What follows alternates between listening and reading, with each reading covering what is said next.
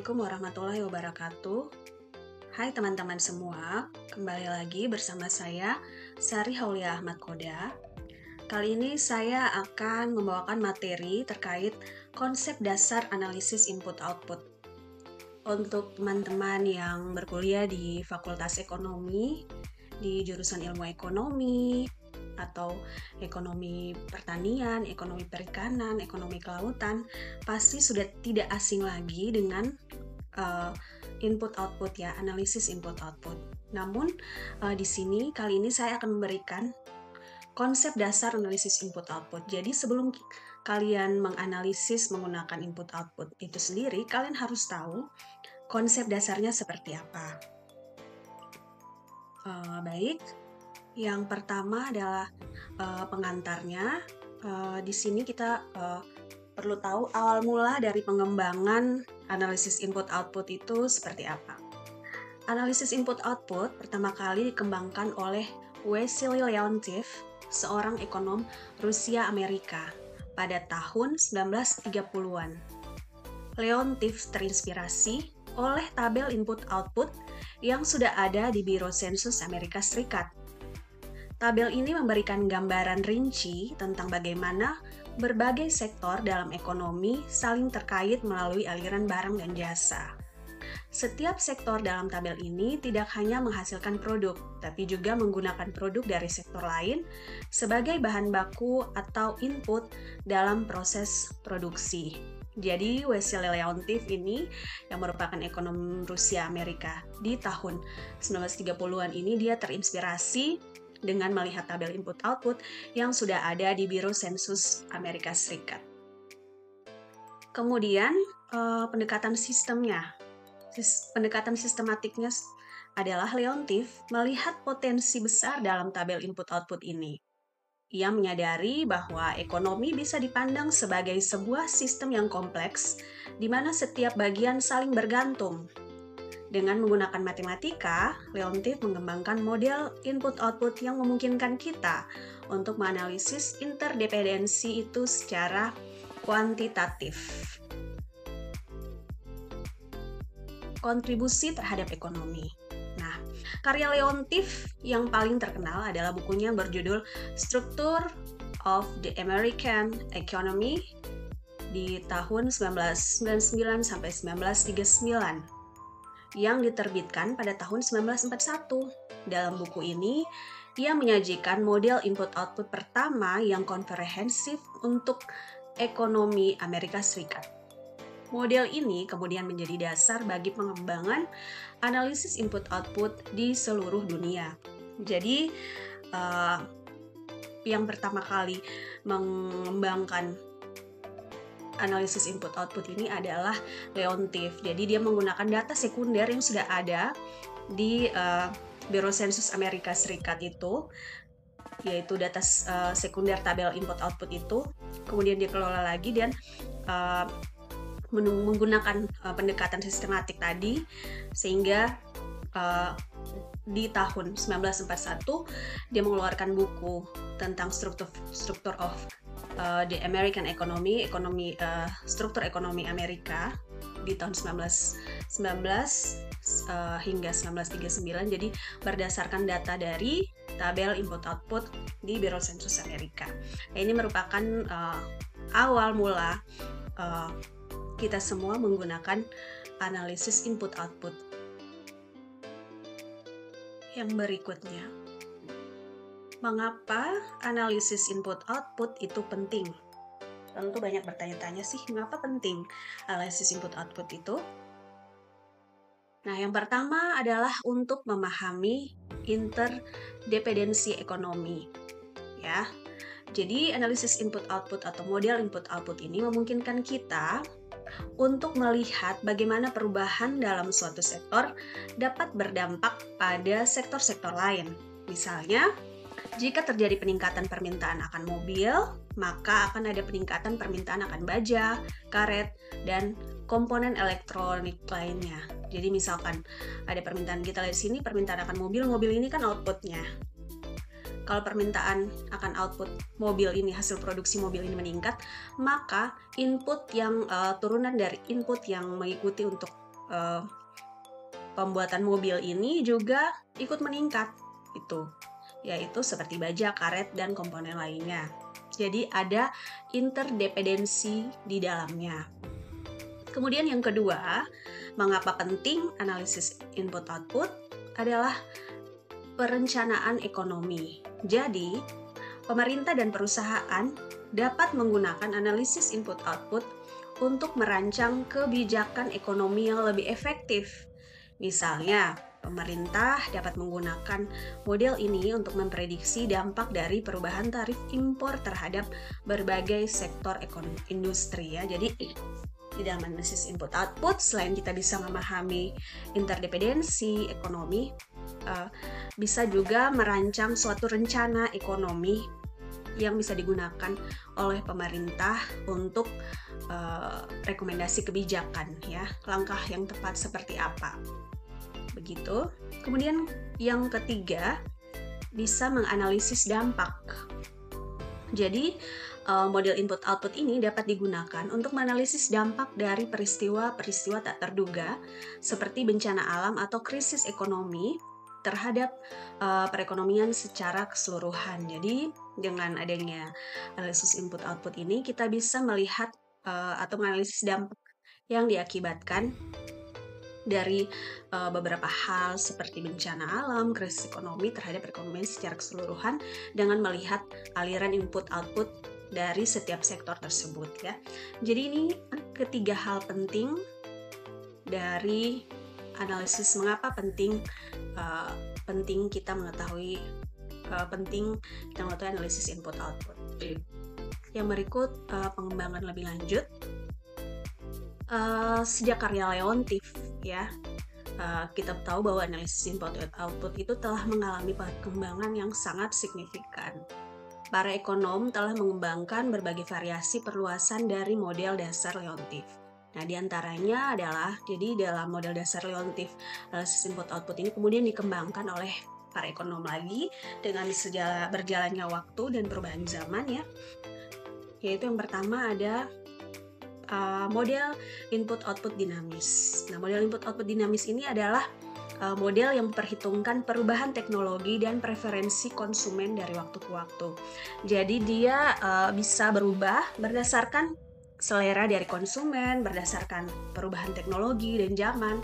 Maka nanti analisis input-outputnya juga menjadi dinamis seperti itu. Jadi ini disebut model input-output dinamis. Kemudian yang berikut adalah model input-output regional. Nah, ini ada model input-output yang digunakan untuk menganalisis interdependensi ekonomi dalam suatu wilayah atau negara bagian. Jadi, model input-output regional ini misalnya untuk analisis suatu interdependensi ekonomi dalam suatu wilayah atau daerah, misalnya kalau di provinsi atau di negara, di Indonesia, di provinsi misalnya Nusa Tenggara Timur atau Nusa Tenggara Barat atau Maluku dan sebagainya. Jadi model input-output yang dihasilkan adalah model input-output regional, jadi dalam suatu wilayah tertentu. Ya, kemudian jenis yang berikutnya adalah model input-output sosial. Jadi model input-output ini memperluas analisis input-output dengan memasukkan aspek sosial seperti lingkungan dan kesejahteraan. Jadi pengembangan lebih lanjut lagi adalah model input-output sosial. Dia memasukkan faktor lain dengan aspek lingkungan atau lingkungan, kesejahteraan dan sebagainya. Jadi model input-output yang dikembangkan oleh Leontief itu mulanya adalah input-output statik ya. Jadi dia tidak memperhitungkan perubahan teknologi atau preferensi konsumen. Jadi model input-output statik yang kemudian dikembangkan menjadi model input-output dinamis yang memperhitungkan perubahan teknologi dan preferensi konsumen dari waktu ke waktu. Kemudian atau bisa dibilang ada akumulasi kapital di sini ya. Kemudian model input-output regional adalah model yang digunakan untuk menganalisis interdependensi ya.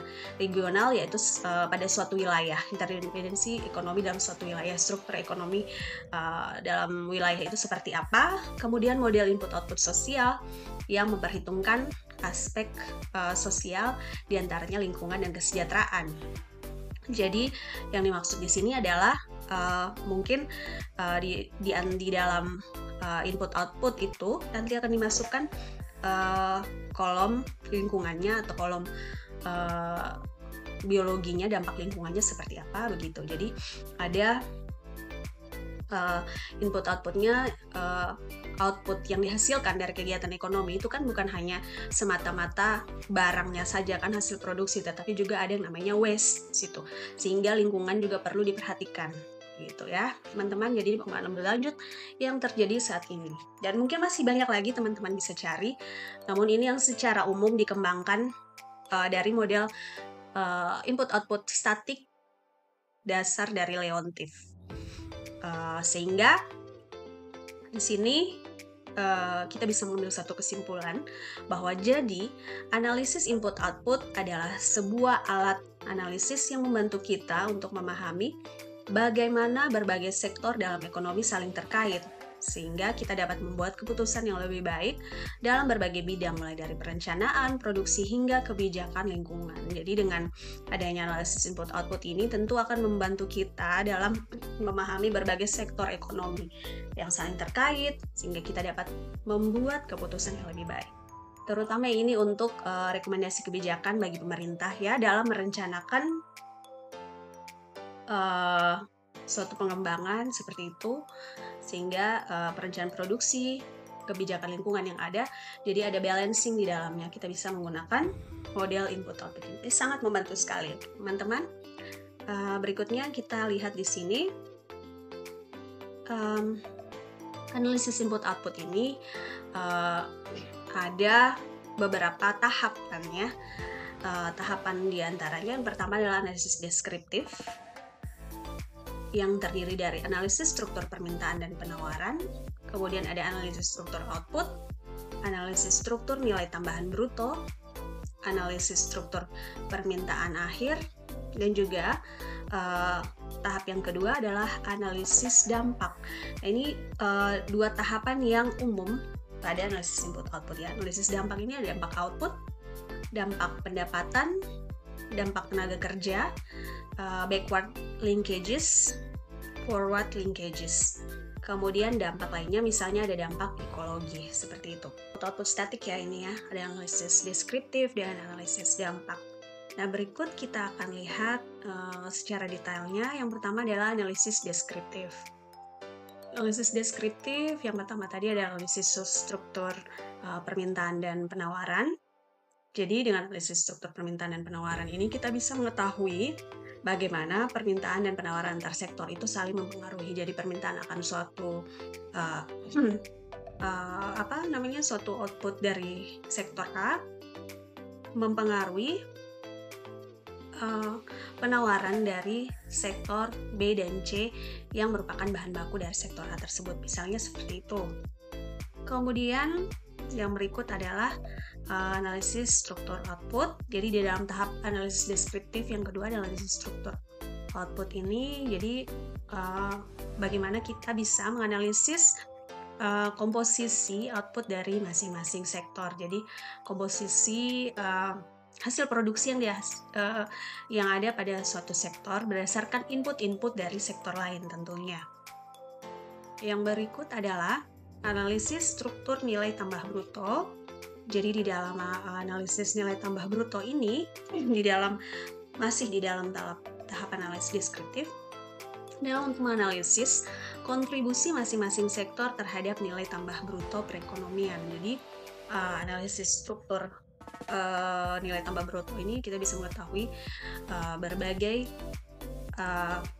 kontribusi dari setiap sektor terhadap nilai tambah bruto dalam perekonomian. Yang berikut adalah analisis struktur permintaan akhir. Jadi analisis struktur permintaan akhir ini kita bisa menganalisis komposisi permintaan akhir terhadap output dari suatu sektor.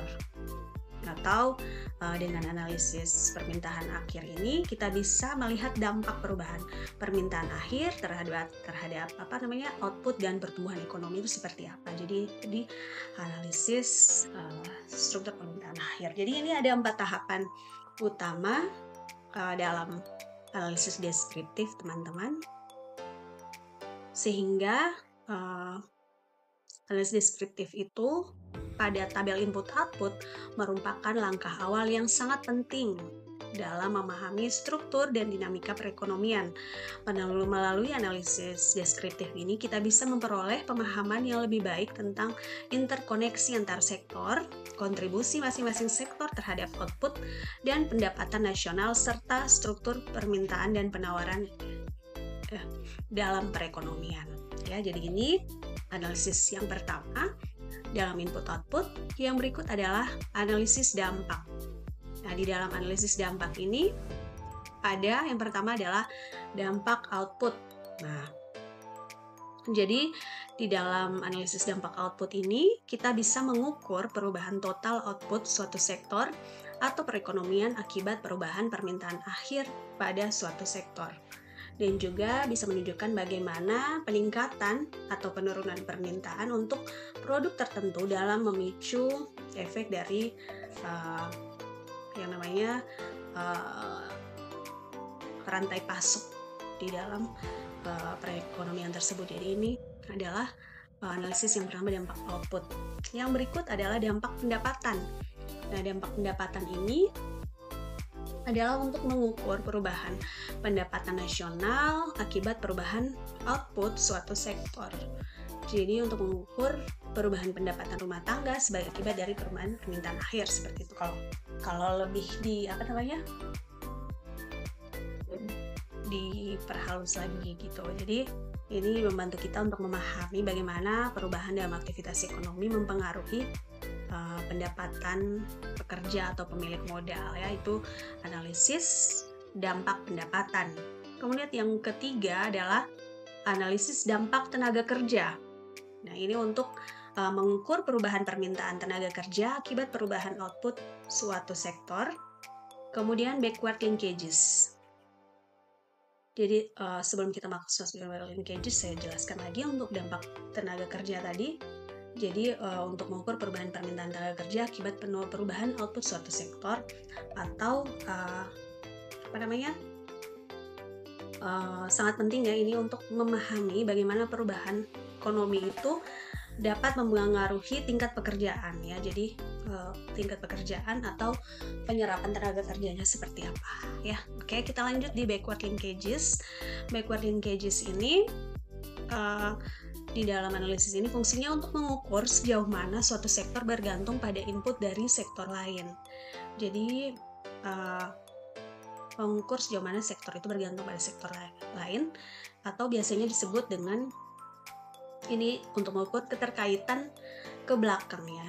Jadi sektor yang bergantung terhadap sektor lain ini dengan backward linkages ini kita bisa melihat atau mengetahui apakah backward linkages yang kuat itu memiliki efek pengganda yang besar, karena peningkatan permintaan di sektor tersebut akan memicu peningkatan produksi di sektor pemasoknya ya. Jadi biasanya kalau di backward linkages ini ada analisis yang namanya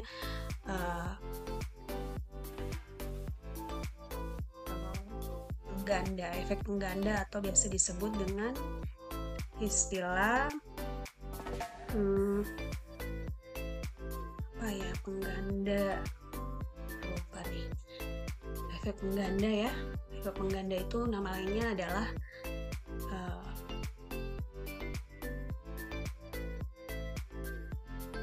pokoknya efek pengganda di backward linkages itu ya. Mohon maaf saya lupa. Nah, itu adalah salah satu karakter dari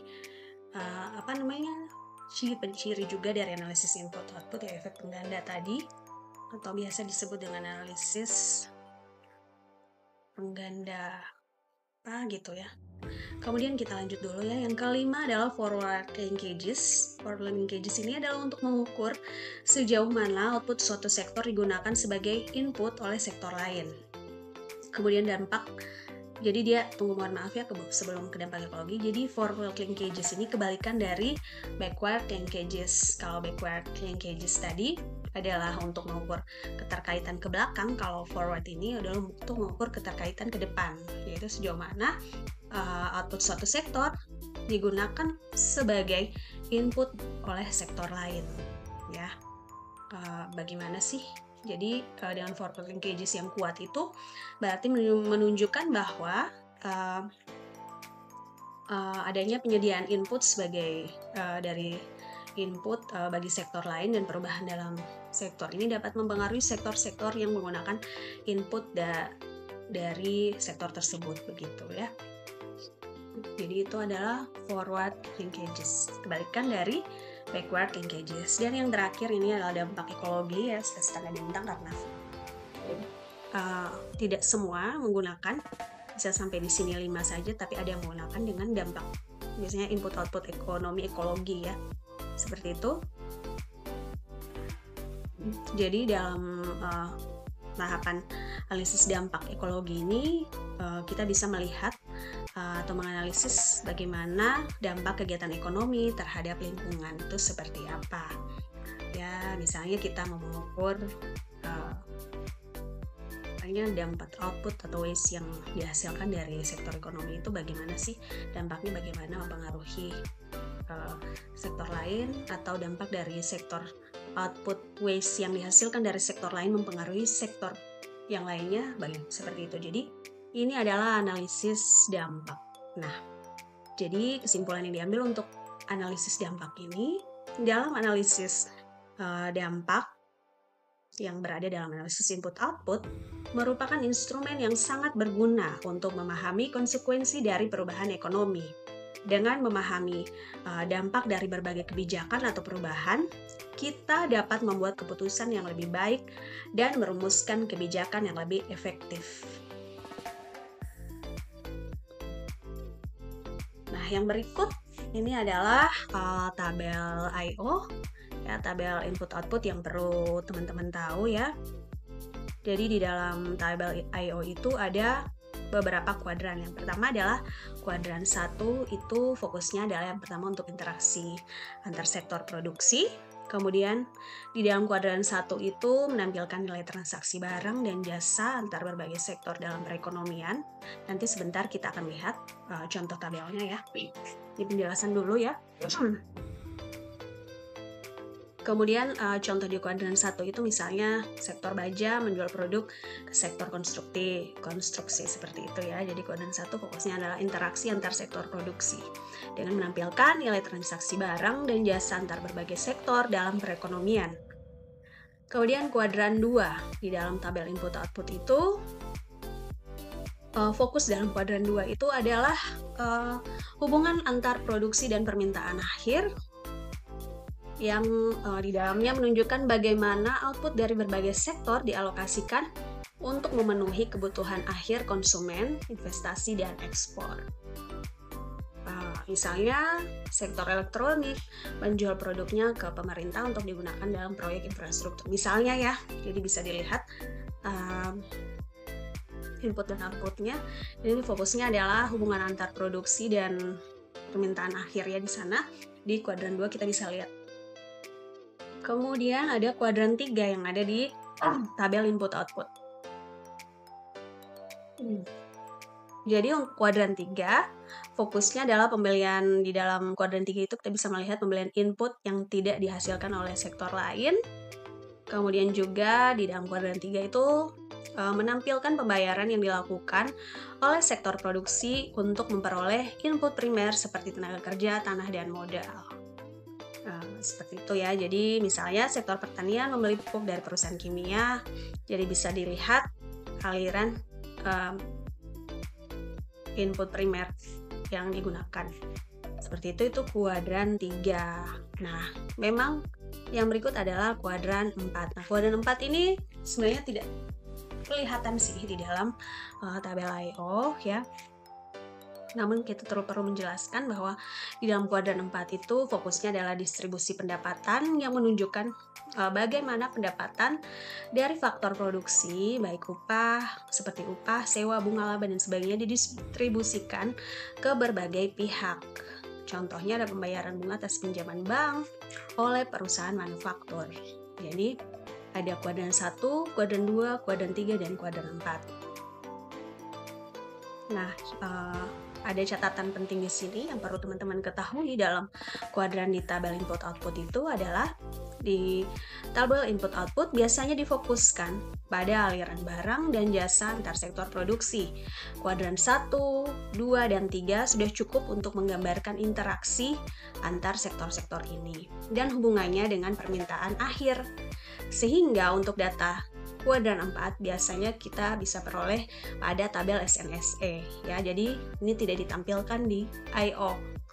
Jadi teman-teman bisa melihatnya di tabel SNSE atau sistem neraca sosial ekonomi, itu juga ada di BPS ya. Jadi yang dianalisis di input output itu hanya kuadran 1, 2, dan 3. Seperti itu teman-teman. 4 ini tidak ditampilkan. 4 ini kalau kalian mau dapatkan di tabel SNSE. Seperti itu. Oke, kita lanjutkan. Contoh tabel input output tadi penjelasannya ya. Ini contoh tabel input output sederhana. Di sini kita bisa lihat ada di kuadran 1 ini ada sektor produksi, permintaan antara ya, sektor produksi dan input antara. Input antara dan permintaan antara, struktur input, alokasi output, seperti itu antar sektor 1. Kemudian ini adalah ya, sektor yang menggunakan sektor 1 di sektor produksi, sektor 1 menggunakan sektor 2 dan 3 di sektor produksi. Inputnya ini. Kemudian untuk kuadran 2 di sini kita bisa lihat ada permintaan akhir ya. Permintaan akhir sini ada import juga. Ya, jadi menggambarkan kuadran 2 tadi. Kemudian yang berikut adalah kuadran 3, input primernya seperti apa. Input primer seperti tenaga kerja, modal, dan sebagainya. Kemudian jumlah input yang digunakan untuk sektor produksi itu apa saja. Jadi bisa dilihat di sini. Jadi ini secara umum ya, contoh tabel input output secara sederhana sekali seperti ini. Namun yang lebih teman-teman bisa dapatkan lebih rinci dan lebih real nyatanya di tabel input output yang sebenarnya, yang bisa teman-teman dapatkan di Badan Pusat Statistik Indonesia ya, di website resmi Badan Pusat Statistik Indonesia. Di sana teman-teman bisa mendapatkan banyak tabel input output ya, baik tabel input output setiap provinsi maupun tabel input output nasional. Namun hingga video saat ini saya buat, tabel input output terakhir yang dibuat oleh Badan Pusat Statistik Indonesia adalah pada tahun 2016. Hingga sekarang belum dibuat lagi, sudah mau 9 tahun belum dibuat, mungkin tahun depan entahlah. Yang ada sekarang pun kalaupun ada yang diupdate berdasarkan tahun anggaran, tapi masih menggunakan, jadi misalnya tabel input output Provinsi Nusa Tenggara Timur tabel input output 2016 Provinsi Nusa Tenggara Timur berdasarkan tahun anggaran 2021 atau berdasarkan tahun anggaran 2023, seperti itu. Ya, di Indonesia pun juga begitu. Jadi seluruh Indonesia masih terakhir adalah 2016. Saya sudah cek, teman-teman bisa langsung pergi ke sana ya, di web BPS sana bisa dilihat gitu. Mungkin itu saja untuk pengantar konsep dasar dari analisis input output yang perlu teman-teman ketahui. Memang sangat penting teman-teman, sebelum teman-teman melakukan analisis input output ini, perlu kita pelajari dulu filosofinya, konsepnya seperti apa, harus kita benar-benar paham, baru bisa kita aplikasikan. Begitu ya teman-teman, jangan hanya asal-asalan saja. Demikian untuk video selanjutnya, nanti mungkin akan saya buat lagi bagaimana analisis input output sederhana seperti apa ya. Demikian untuk video saya hari ini teman-teman. Terima kasih sudah menonton. Selamat belajar. Wassalamualaikum warahmatullahi wabarakatuh.